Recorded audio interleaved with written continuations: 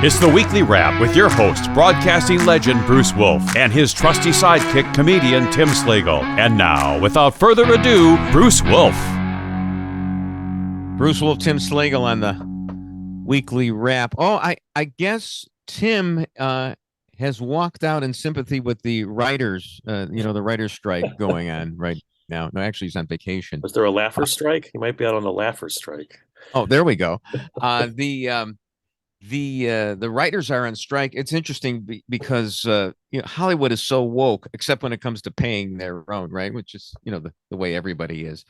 The big news, of course, I'm sure if Tim were here, the background would be something showing Joe Biden's poll numbers. Now, I know this is a Washington Post ABC poll, and that's not the most accurate, and it's only one poll, but boy, it's you certainly want to believe it, right? Because it's got Biden down to, he's really underwater in just about everything among all the demographic groups, including the ones that supported him in 2020.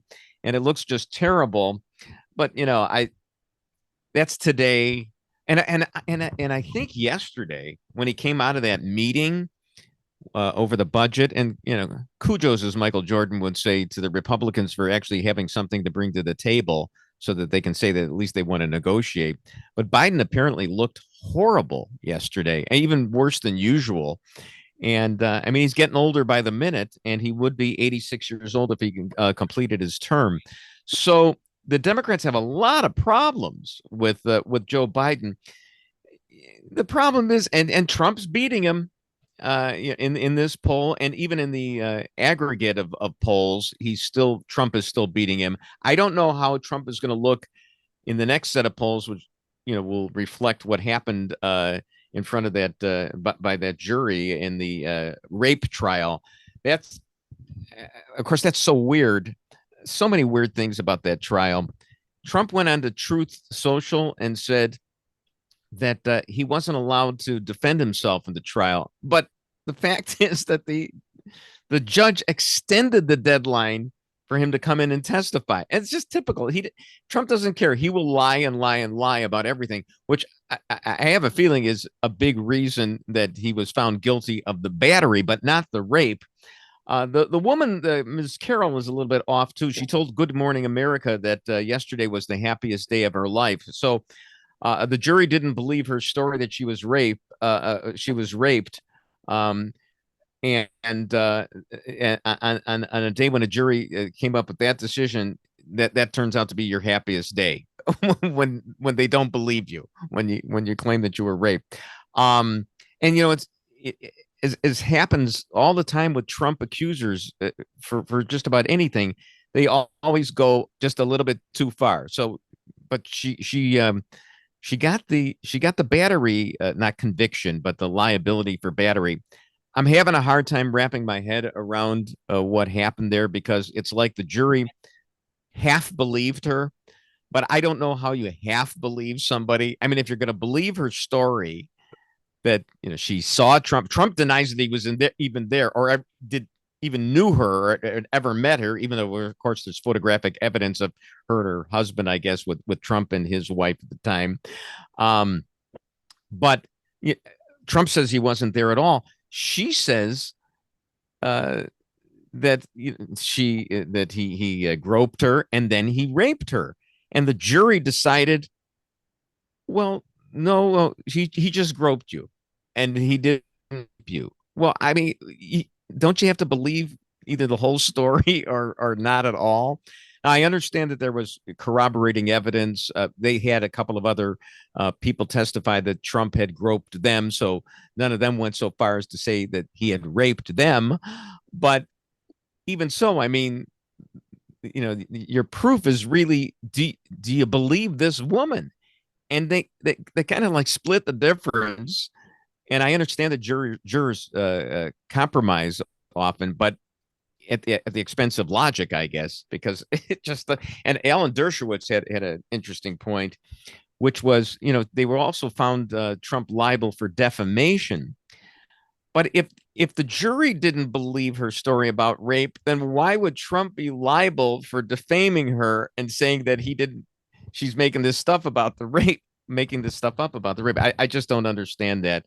Who knows? Maybe it'll change on appeal. Although she technically, if they wanted to narrow it down, he defamed her to the extent that he said that he never committed battery on her. Oh, Can I ask you? see. Can I ask you a Go right question? ahead. Yeah, So in sure. all the headlines that you saw and all the chyrons and the stories, did you once see anyone lead with Trump not guilty of rape? No, I mean it was pretty much that he was found guilty of something, and I understand. You know me, I'm always a guy who likes to look at the glass as 10% full and not 90% empty. Yeah. Oh, yeah. That's great that you were only found guilty of battery, and they assessed you, $5 million. Yeah, it's still. And I even went back and forth with Andy McCarthy about this. Andy is the legal expert. He sent the blind sheikh to jail in 1993, I guess it was, or soon after that. And he's with Fox News and National Review.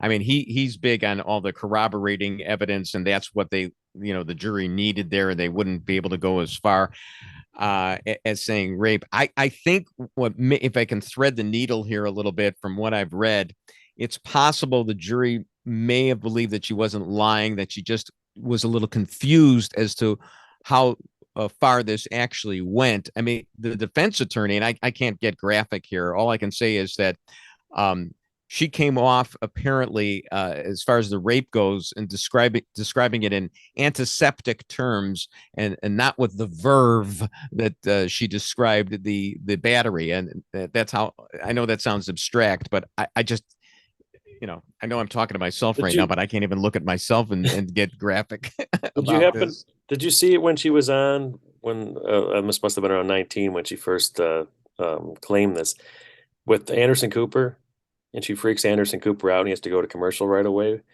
Where she goes, what did she say? I heard of that, but what exactly did she say back then that was so outrageous? She goes, everyone thinks of rape as this kind of fantasy and this sexual, right.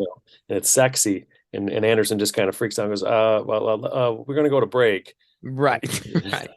Right. I mean, you're sure. And, and there's who funded her on this, and, and these are her friends that she told. But, on the other hand, she did tell people, and right. How do you not remember the year or exactly the time period? Look, I thought I'm sorry, what? The attorney who also represented Joe Biden's daughter. No, I get that. Suing Florida. These are, and look, if you want to attack her credibility, go right ahead. The thing that made her credible to the jury, among other things, was that she was able to describe in detail the whole situation from the time that she bumped into Trump at Bergdorf Goodman. And remember, Trump, this isn't really a classic he said, she said, because it's not about consent.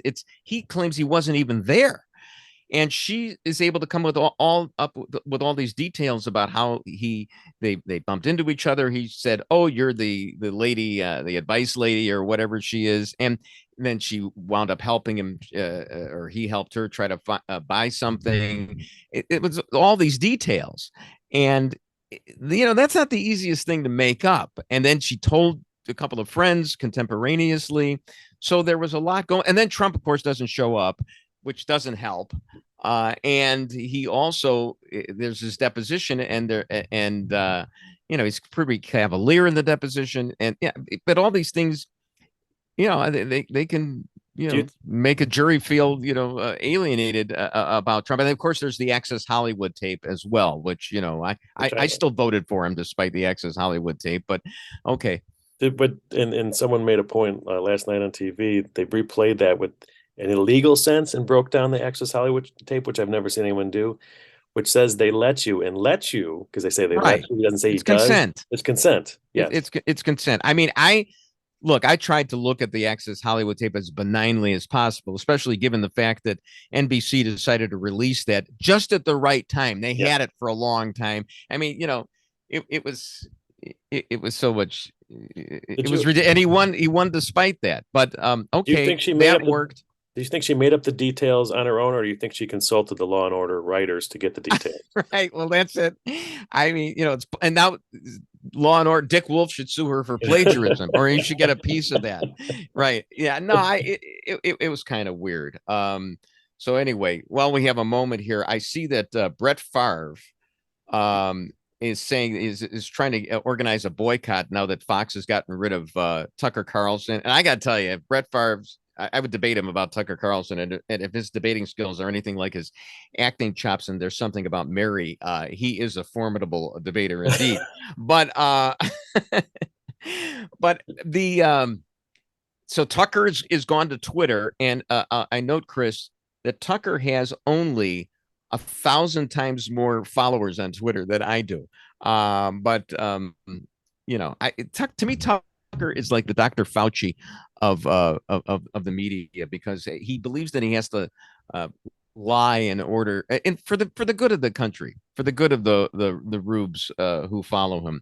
But anyway, it's not like he's not without merit. I mean, he has some interesting things to say. I don't know if I'm going to listen to 3-minute diatribes on Twitter, but if he's got a pithy thing to say on Twitter, I'm going to read and react to all that. He said he was going to bring a version of his show. So does that mean his producer was also fired, so he can bring his head producer? Yeah, no, they're going to do this. It's a version of the show, and John Podhoretz said today on his podcast, he just doesn't know if Tucker fits into that into the Twitter format, or is he going to try and change Twitter? I mean, to me, it could be as bad as McLean Stevenson leaving MASH.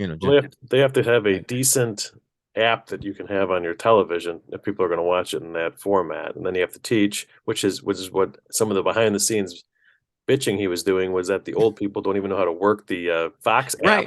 Right. All his post-menopausal viewers that he referred to, which supposedly was one of the reasons he got fired. I don't believe that one. Bruce Wolf, sans Tim Slagle. Thanks, Chris. On the loop. Okay. All right. Put me in the home with Joe Biden right now on the weekly wrap. Bruce Wolf, sans Tim Slagle on the weekly wrap. And this is a little best of right here. We're going to be running a bit we did with Mike North, who I just was on Twitter with the other day. He was recalling the Bears defeating the Portsmouth team in the 1932 NFL championship game, which had to be played in the Chicago Stadium because of a snowstorm that knocked out Wrigley Field. And of course, I said that, I recall that game very well because it was Shakira and Gloria Swanson who performed at halftime of that game. Meanwhile, here is a little segment here. Me, Mike North, talking about the origins of the score, among other things. Newly appointed athletic director Mike Polisky has stepped down. But tonight, in his resignation letter, Polisky said it was time to move on. Quote, I do not want to be a distraction to our incredible men and women as they pursue a collective goal to help our student athletes become the best they can be. While my family and I are disappointed, I move forward knowing this is the right decision, unquote. Wow. Bruce Wolf and Tim Slagle, ouch, on the weekly wrap. I think that, you see that card there of the, I think Thomas Jefferson would be given like less space. We hold these truths to be self-evident, ...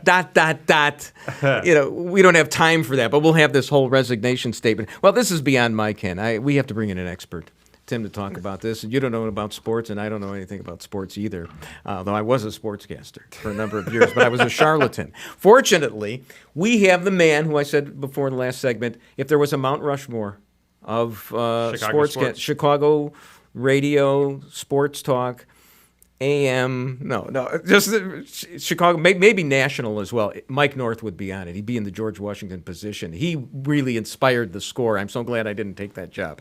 And he took it. Mike, thanks so much for joining us. We appreciate it. How you doing? Hey, you're part of the lore, baby. I am. The guy who chickened out. So you have nothing to be ashamed of, buddy. You've had a wonderful career in the Chit Chat.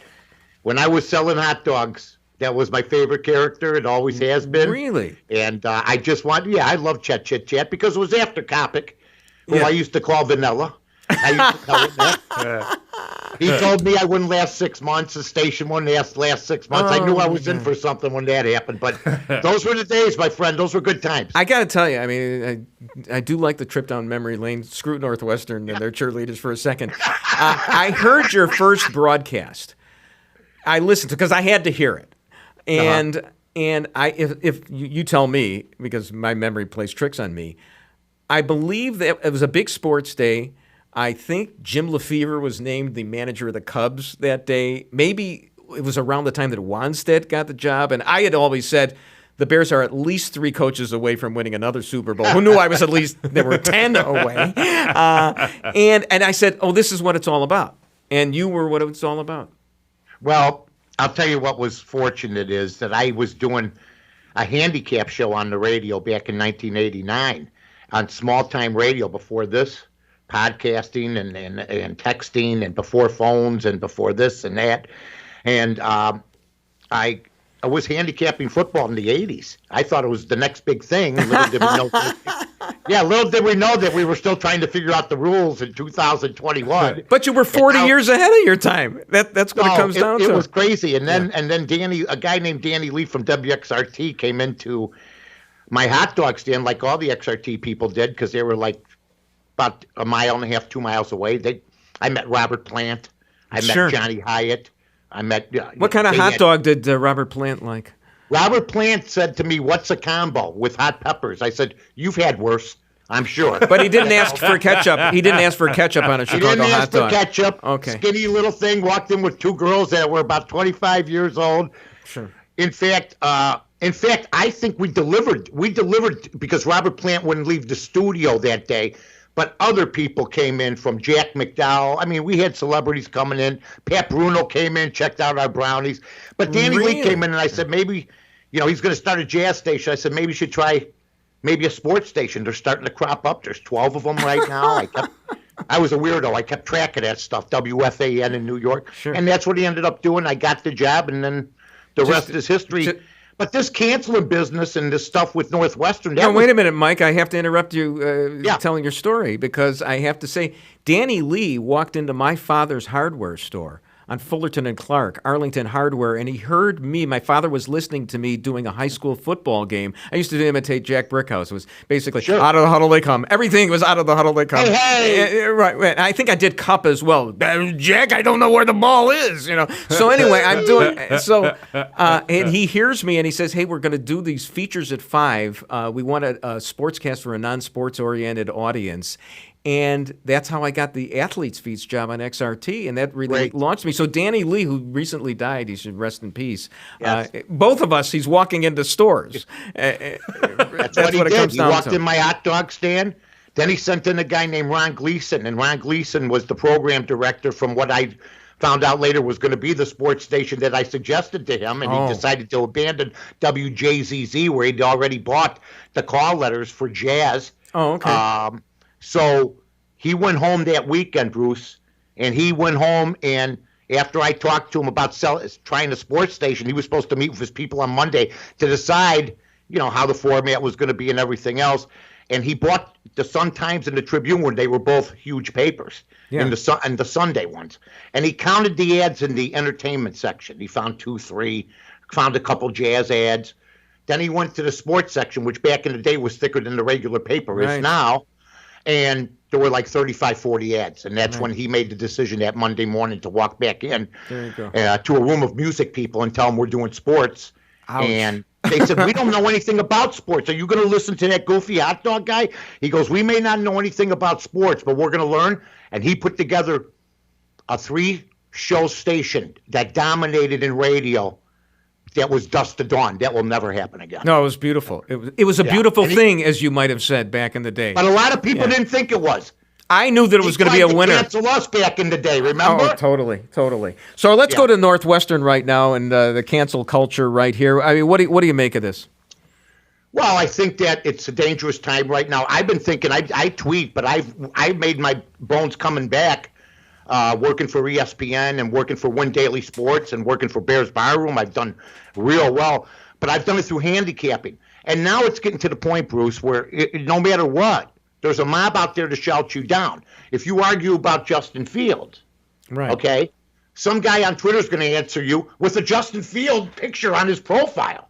You're not even arguing with somebody that's got any type of unbiased opinion at this. You're automatically, when they bring up, are you a racist? Are you kidding me? I wanted Vince Evans to start for the Bears. They don't even know who Vince Evans is. Hey, beat the Packers in the last game of the season in that one year, 62-7. Good old number 8. Look, here's the thing. I was playing golf the other day with a guy who he before the first tee, he nailed me as being a Trump voter, and I thought I wasn't going to make it through 18 holes.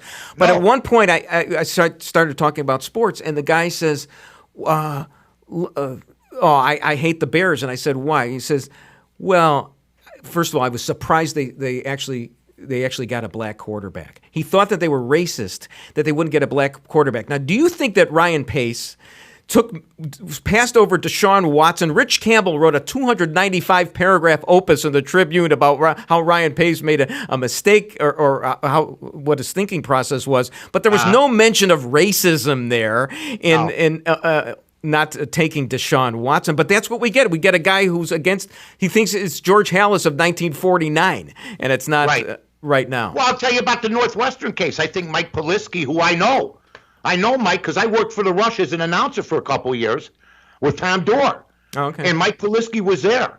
And Mike was a good guy, ran a pretty tight ship. But the family becomes involved in this. And what happens is there's leaks then. I don't know anything about the case. It's his word against their word. Northwestern had an investigation, but who knows how that went about. But I do know this, that if you want to continue to drag your family through things, and there may be other things that come out because of that, that's why you see people resign. It's not worth it. I had a guy tell me one time, he goes, I'm going to sue this guy. I go, why would you even go through that? Why do you want to sue anybody? You know what? Try to move on, because all you're going to do, and I think you're a lawyer if I'm not mistaken. I actually am. Yes, I am. All you're going to do is make lawyers money, and you're going to drag your own agony through this. So I think now, and I was bringing it up earlier, I'm thinking I've been doing this handicapping thing, and I've been doing real well. I mean, so well that ESPN even came after me, which I think's a bigger comeback than Tiger coming back, if you want to know the truth of it.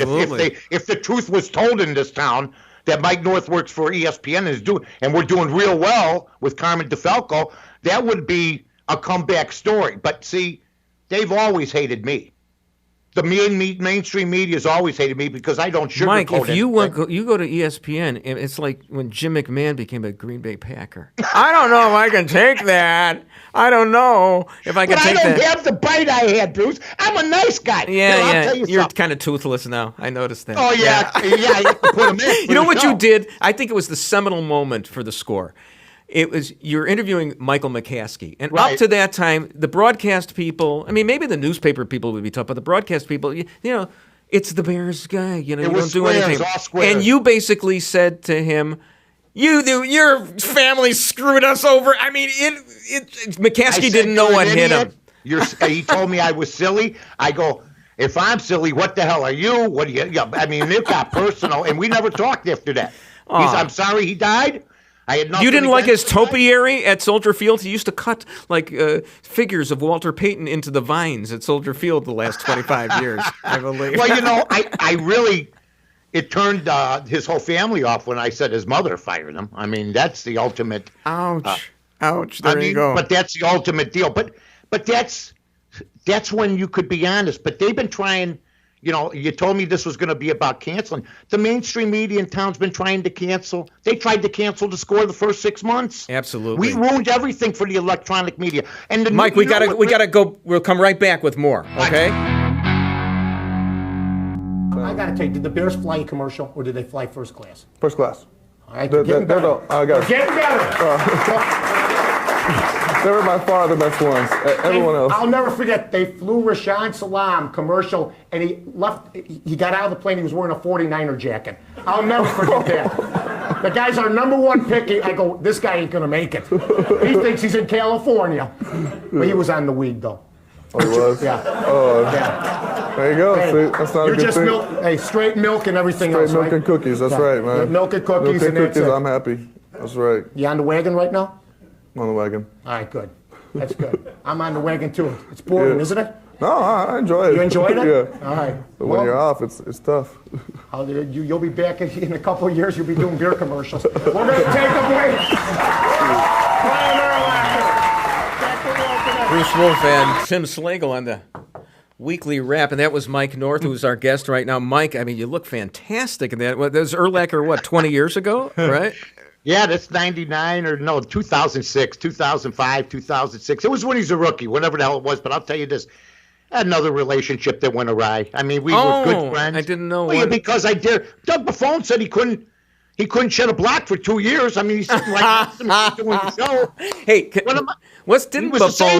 didn't Buffone? Oh boy, you do think he deserved to be in the Hall of Fame, don't you? Or you were well, not first ballot. I saw Butkus play. If Butkus was, if Brian Urlacher, I mean, Ray Lewis and Brian Urlacher played at the same time. How many fingers of referees did Brian Urlacher bite off? None. Absolutely none. Butkus did. I love the Rashaan Salam. I threw Butkus a football in the parking lot once when I was a kid. Yeah. He caught it and threw it back. I thought God threw me the ball. I still got it. Oh, that's wonderful. I mean? Listen, I'm the only goof that had a poster of Raquel Welch and Dick Butkus in my room. Really? Are you kidding? Did you imagine them like together? No. And I didn't imagine me with either one of them because it was never going to happen anyway. But if it was, it would have been Raquel. The most perfect. What was her uniform number in Kansas City Bombers, Mike? Do you remember that one? I think it wasn't it 11? Exactly right, Mike North. That's why you were a great sportscaster for all these years. With that. Are you kidding me? I love that woman. She still looks sensational. Isn't she? And she's like about 4'3", right? She's a diminutive woman. She's Puerto Rican born. Okay. I don't know if she's 4'3", Bruce. You got her in the Wizard of Oz. You got her in the Wizard of Oz. Timmy got her in the Wizard of Oz a little bit over here. No, she's the best, I think, pinup woman ever. My opinion. Well, speaking, let's look at the way. This is why I'm the professional broadcaster. Segue to that. We're going back to beautiful women. You got to be a beautiful girl to get along with the wonderful football players. The cheerleaders again. Here's my idea. The Northwestern cheerleaders. They're worried about losing their scholarships, which is the cheerleaders were getting like $5,000 a year, a scholarship for that. Northwestern, with room and board and tuition, books and fees, $79,000 a year. They're getting ripped off. I say, Mike, you and I start a cheerleaders union or become agents for the cheerleaders and get them $25,000 a year. Over and above their scholarships, this is a sweatshop that they're working in, and they have to be fondled by wealthy donors. Well, they always underpay. You know what? If that's all true, then the one thing I want to say is we don't know if things are true or not. And like I said earlier, if you're going to resign from something, are you resigning because of your family? Are you resigning because of pressure? Are you resigning because something happened? Are you resigning because something else may come up? I think sometimes to get out is the best way if you got a family. Now, I don't know if this guy's got a family or not, but I don't like the conciliatory, settlement-oriented Mike North. I want the Michael McCaskey, you're an idiot, Congress Mike got North. A slush fund for this. Am I right or wrong? A slush fund? For this kind of stuff, for sexual right. I mean, harassment and stuff like that. Yeah, of course. Of All right, course. Let's turn. David Letterman, we could name a million people. If you got power, and Mike Polisky, I don't think had the overall No, he's a power. fall guy. Yeah, right. He was trying to get in. He was trying to get that next step. I feel bad for the guy, but that's the way it goes. That's the way he'll be fine. They'll secret him away somewhere in Swift Hall, at Northwestern. I don't even know what that is. See, I just dropping names here because I went there because I got the great education. Who didn't? Exactly. And a couple other guys. Yeah. So we were making a reference to this before. I'm driving in trying to prep for this show tonight, so I figure, okay, I'll listen to the sports talk. Well, they were going for a half an hour. I mean, I guess the Bulls and the Blackhawks are doing nothing anymore, so for a half an hour, and I was trying to piece together this story, and they're ripping on Tony La Russa, who is a septuagenarian, Tim. He is 76 years old, and he was named the White Sox manager again. Last time he was the manager of the White Sox was in 1986. So there still is hope for the oldsters, Mike. You can be resurrected. There were still disco records on the field when he first was coach. Absolutely. So here's the thing. They're going on, apparently, tell me if I got the story right, Last night, the White Sox are killing the Minnesota Twins, so they throw a position player in to pitch for the Twins, and he's just trying to get through the rest of the ball game. And Yermin Mercedes, the star of the White Sox right now, swings on a 3-0 pitch, and what, did he hit a home run when he did that? And, of course, this is some kind of violation of baseball etiquette.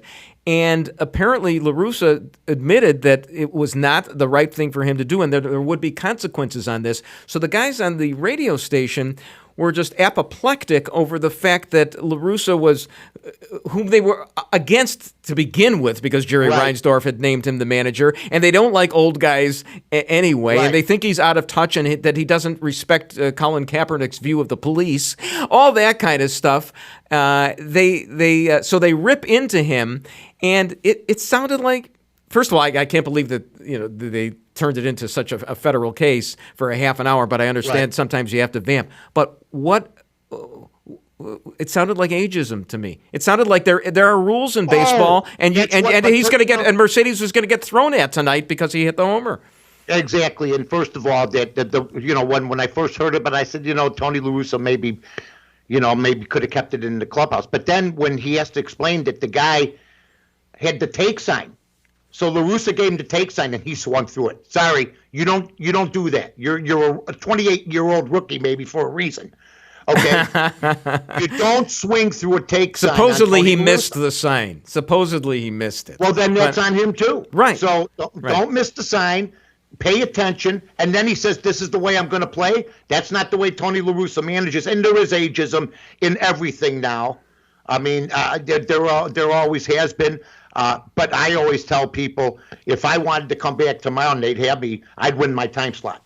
Oh, so really? I don't give a damn I don't care how old you think you are. It's not about how old you are, because in the radio, especially the radio world, okay, they're not supposed to be able to see.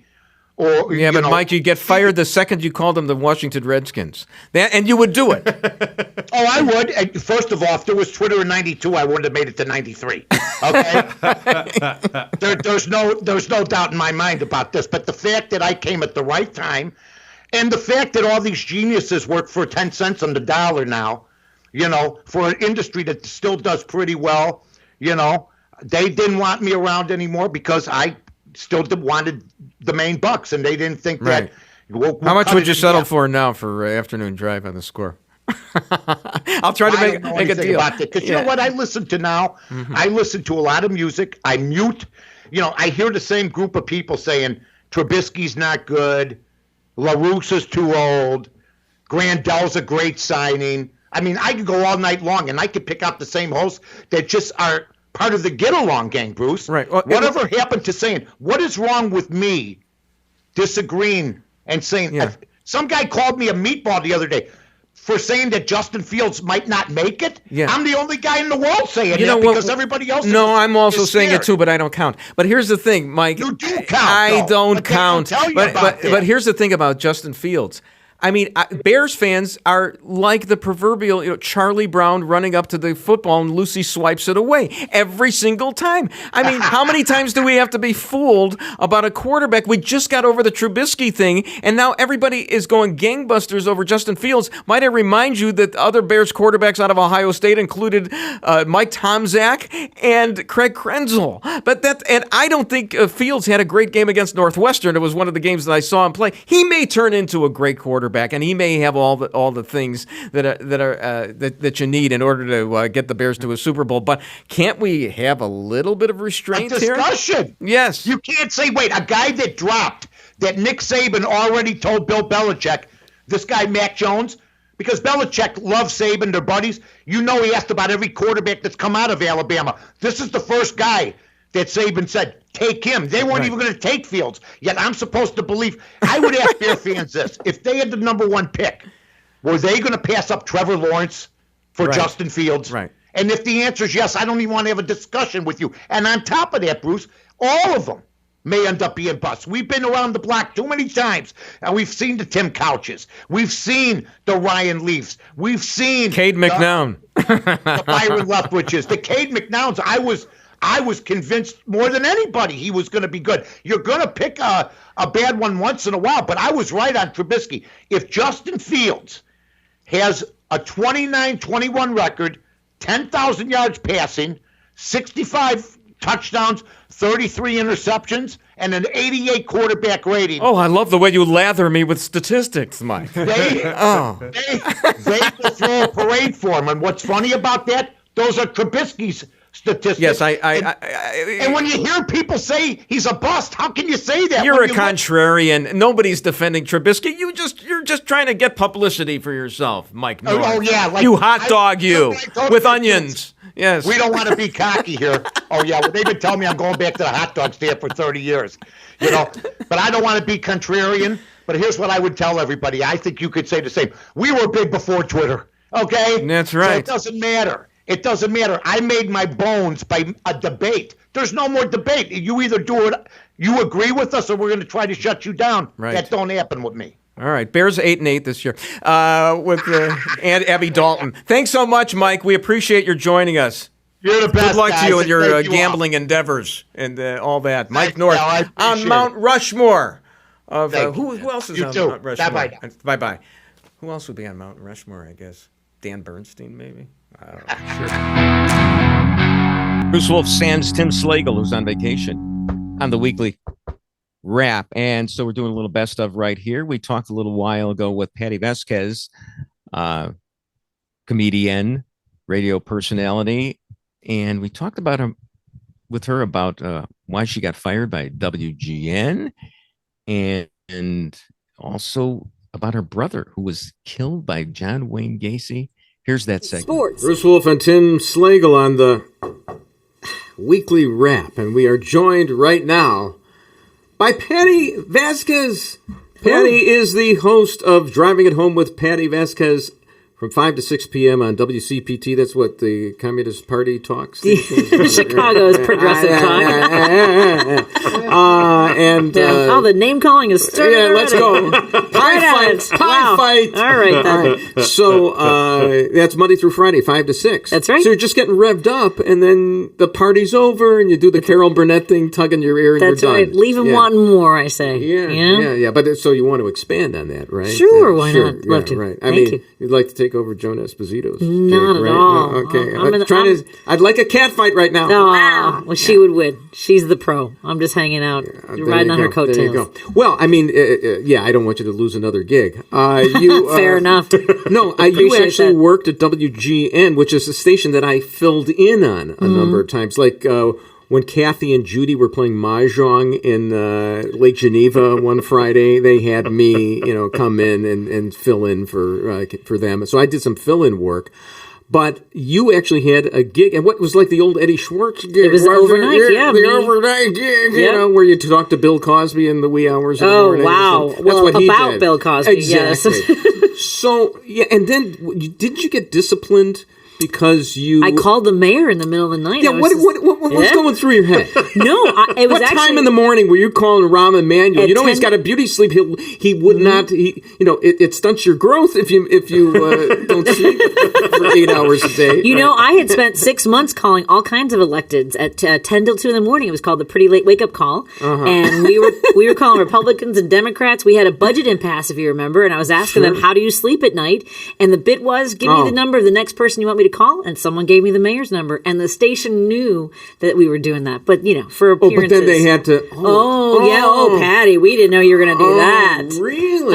I've been doing. Wait, is this the first time that has been told, or is that I've told it, but I have. I called the. So you actually weren't like a renegade. They were in on it with you, but then we're clearing out. We'll have the FCC investigate this. I called Treasurer Frericks. I called senators and House representatives. Yeah, I called about the 30 or 40 electeds. So you wound up having to apologize to the guy who got run out of town. Rahm Emanuel was... you never apologized? Can I just say that I was asked to, and that letter probably got lost in the mail. Just saying. I don't think that ever arrived. Rahm Emanuel, he was like, they talk about the voting rights legislation being Jim Crow 2.0. He really was Jim Crow 2.0 because he disenfranchised the black voters who might have wanted to vote for Chewy Garcia, but he squelched the Laquan McDonald the video. Yeah. So there you go. So who has to apologize for waking up? That was the point. The point we were talking about gun violence and what was going on in our city, and we were like, how do you sleep at night? So apparently when somebody calls. I agree with you. All right. He probably slept fine after about 5 angry calls to people at the radio station. Oh, he wanted to have me fired. But all the other legislators were like, what makes you more important than anybody else when she has these conversations? Is he going to be the ambassador to Japan? Japan. Okay, so now you can call him. It'll be 2 a.m. for you, but it'll be 3 p.m. for him. Well, and his office told him that he should just come to the station the next day, bring me a box of donuts and coffee, and be like, all right, what do you want? Let's talk. But he decided to the station got angry and doubled down too. So I didn't know this. He's the ambassador to Japan. Yeah, just this week. So he asked the president. He said, "I want you to send me to a place where people will think I'm tall." Right, totally, absolutely. Hi-yo, hey, you got it. No, I was trying. Where they were trying to find a slot for him, they couldn't find a slot for because he's right. He's such a persona non grata. Find a shoebox. Yeah, exactly. Wow. Well, they cleared out the money that Paul Powell had. The $600. Do you remember? You don't even remember that. That's so many eons ago. I'm making political references from the 60s. Oh, it's okay. It's appreciated. It isn't. Adlai Stevenson wants to know how you feel about his run for president. Do you know that Adlai Stevenson? It's interesting. Not the son who was the governor, but Adlai Stevenson was considered an intellectual, and Eisenhower was considered, like an adult. He only saved us with D-Day and everything like that. But they played him up as some sort of intellectual. But when he died, the only book they found in his room was the Social Register. He was not an intellectual. Adlai Stevenson. And take that, Adlai Stevenson. We're calling you up in hell right now. Wow. It's 2 a.m. No, I was going to bring that up and have him completely just slammed and post-mortem. Maybe he returned all those books to the library. It could be. Yeah, it could be. All right, let's talk about this COVID here thing. Today, Governor Pritzker announced that masks are going to be mandated for all state workers, whatever. He's already said that the kids in school. And Patty, and I would have voted you for state representative had I actually lived in the district, but I haven't lived in Chicago since 1958. Right. That there's no evidence whatsoever. And you can tell me to stop pointing at you. It's okay. You point. Hey, I get all passionate about Rahm stuff. Emanuel wishes he could point. Yes. Right. He doesn't have a finger. Wow. This guy's killing us. He's 2-0 on Rahm jokes. One meat slicer deli accident. Really? Yes. Oh my goodness. Yeah. But did he still serve the sandwich? That's what I want to know. Yeah. Well, give him the full Arby on that one. All right. What can I prove? There's no evidence that it helps kids. Masks don't help kids. Kids aren't getting COVID. They're not. They are getting COVID. How many kids are getting COVID? In Illinois, the rate is now, we actually, in the country, we have the best metrics when it comes to children contracting COVID-19. States like Alabama, Georgia, Florida are at 1.2%. So it's not a high number, but 1.2, if you have a child, that your one child getting it is 100% in your household. That's the standard liberal argument. You shouldn't even take kids outside. What is Illinois? Illinois is 0.2%. 0.2%. So 0.2% of the COVID cases are children. So it's below bicycle accidents. Right. And I would argue that part of that is because we are at 61% vaccinated across the state of Illinois, and because we have had social distancing, and this is over the summer. We don't know going into the winter what it's going to be like. It's getting and children under 11 cannot be vaccinated. Yeah, but it doesn't look. And I hate to. There are cost-benefit analyses which must be applied to things in this world. You have. Last statistic I saw was, 361 kids have died of COVID, But there are 74 million children in the United States. So it's like Tim says when he's, not making Rahm jokes and slaying us. It's, the sober truth is that this is, like a bicycle? Riding a bicycle. Yeah, take bicycles away. This is why I could never vote for you, even if I did move back. Fair enough. It doesn't work. I support mask requirements. I support the vaccination. I know you do. Yeah. And I just gave you. You saw me walk in with one. I was like, I guess we're all good. And I went, oh no, here we go. And it said social change on the side. I'm sure that had to make it. Look, I'm Jewish, and last year in the high holidays, the rabbi at a Reform synagogue was wearing a mask that said "vote," and I wanted to say, "You mean vote Democrat, right?" I mean, my opinion has always been if you have to be told that it's election day and that you should vote, I don't want you voting. Well, nowadays, what Patty's gonna tell you that it's I don't know. Jim Crow 4.0 if we don't have 24/7 voting at the 7-Eleven. That sounds amazing. Yeah, I know.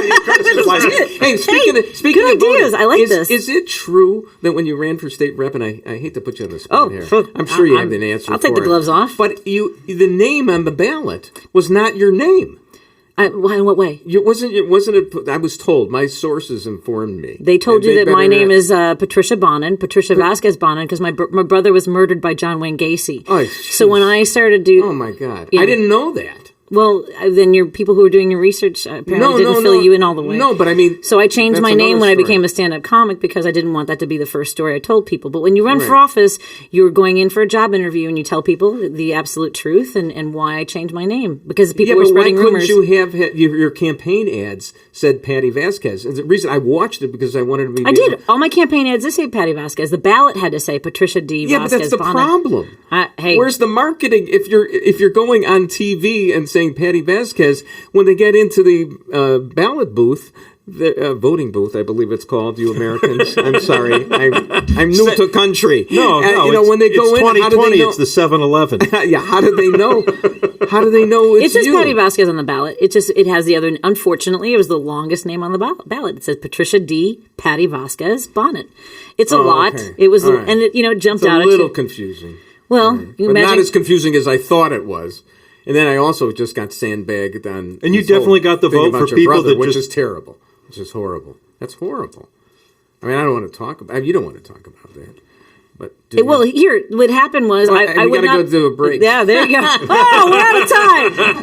Well, if he hadn't been telling these Rahm Emanuel slurs, we would have gotten to the story. But we'll get to other things. Oh no, yeah, when we come back Absolutely. here with Patti Vasquez.